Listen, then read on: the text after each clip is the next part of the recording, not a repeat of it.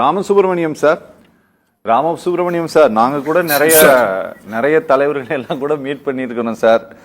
நிறைய ஆஃபீஸர்ஸ் எல்லாம் கூட மீட் பண்ணியிருக்கோம். நிறைய பேர் நிறைய விஷயம்லாம் பேசியிருக்காங்க.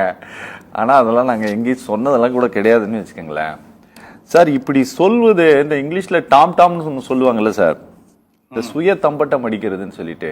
நான் இந்த இடத்துல உட்காந்துட்டு இருந்துட்டு சொல்றது சரியான்ட்டு கூட எனக்கு தெரியல. ஆனால் தொடர்ச்சியாக இதே பாணி கடைபிடிக்கப்படுவதனால் அதை பேச வேண்டிய ஒரு நிர்பந்தத்துக்கு தள்ளப்படுறோம். அதனால வேற யாருமே இங்க பேசுறது கிடையாது, நாங்க மட்டும்தான் பேசுறோம் அப்படிங்கிற அந்த கிரெடிட், அந்த ஒரு பத்திரிகை நடத்துறதுனால அதை நாங்க மட்டும்தான் பண்ணிட்டு இருக்கிறோம் அப்படின்ட்டு எடுத்துக்கிறது.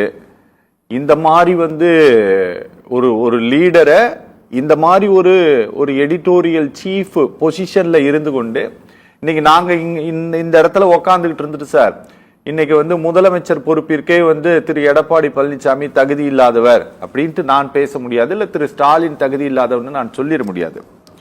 அது அவ்வளவா நாகரிகமும் கிடையாதுன்னு வச்சுக்கோங்களேன். ஆனா அந்த இடத்துல இருந்துகிட்டு திரு எடப்பாடி பழனிசாமி குறித்து அப்படி பேசியது அப்படிங்கிறது அது ஒரு சரியான ஒரு பக்குவமான ஒரு பேச்சா சார்? அது முதல்ல டெஃபினட்டா கிடையாது சார். எனக்கு ஏன்னா நான் உங்களுக்கு ஒரு விஷயம் சொல்றேன். நண்பர் கண்ணன் பேசும்பொழுது ஒரு வார்த்தை சொன்னார், இந்த இம்பார்ட்டன்ட் அப்படிங்கிறது.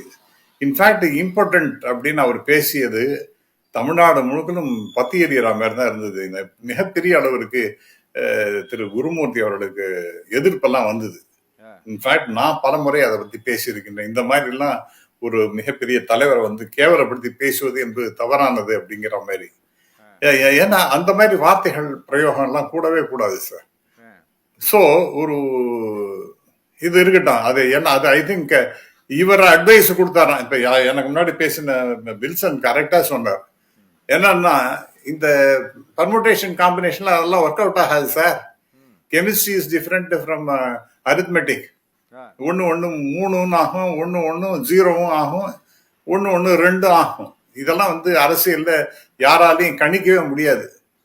ஏன்னா நான் மிக மேகா கூட்டணி அப்படின்னு பாத்தீங்கன்னா 1971 காமராஜ் ராஜாஜி கூட்டணி அதுதான் டெஃபினட்டா வெற்றி பெறும்னு எல்லாரும் எழுதினாங்க. கடைசியில என்னாச்சு? அதற்கு பிறகு இப்ப திரு வில்சன் சொன்ன அனதர் எக்ஸாம்பிள் 2011. ஆகவே இதெல்லாம் நடக்காத சமாச்சாரங்கள்லாம் நம்ம நடந்தா நடக்க கூடாது. And moreover sir, how competent we are sir. அரசியல் நமக்கு என்ன சார் அவ்வளவு பெரிய மேதாவித்தனம் வந்துருதா? ஏதோ பத்திரிகையில செத்து போனார், அதுக்கப்புறம் இவரை உட்காந்து வச்சிருக்காருன்னா இவருக்கு எல்லாமே தெரிஞ்சு போயிடுதுன்னு அர்த்தமா?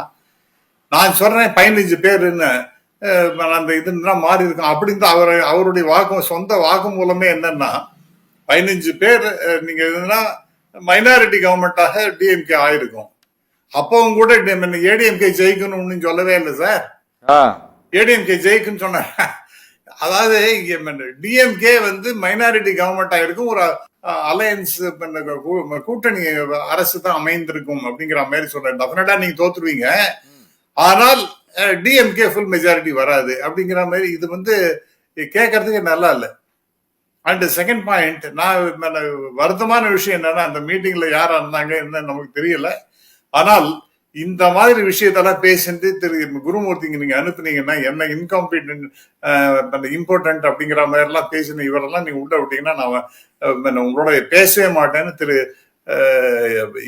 இபிஎஸ் சொல்லியிருக்கணும். திருப்பி திருப்பி திருப்பி அவரை கேவலப்படுத்துறதே வேலையா போச்சு. அந்த கட்சியை கேவலப்படுத்துறது சார் ஒண்ணுமே இல்லை சார். திரு கண்ணன்லாம் யோசிச்சு பார்க்கணும். எவ்வளவுதான் 1000 வித்தியாசங்கள் வேறுபாடுகள்ல இருந்தாலும் கூட சகோதரர்கள், சொந்த சகோதரர்கள் அப்படிங்கிற முறையில கேவலப்படுத்துறதுன்னு சொல்லிட்டு வந்துருதுன்னா அதை நாம எல்லாரும் சேர்ந்து எதிர்க்கணுங்கிறது தான் சார் முக்கியமானது. இந்த திரு இபிஎஸ் இவ்வளவு கேவலமா பேசுகின்றாருன்னா நம்மால கொதித்தழணும் சார். அது எனக்கு ஒண்ணு absolutely I have no role at all. ஏன்னா திரு இபிஎஸ் அவர்களை பேசுறதுங்கிறது எனக்கு மிக பெரிய அளவுக்கு எனக்கு அப்செட் ஆகிருக்கு. இது எல்லா அதிமுக, ஏன்னா ஒரு அதுக்குன்னு ஒரு பாரம்பரிய ஜெர்மன், ஏன்னா நம்ம எம்ஜிஆர் காலத்திலே அதை பார்த்துட்டு இருக்கோம். எப்படி அருமையாக கொண்டு வந்தார் அவர்.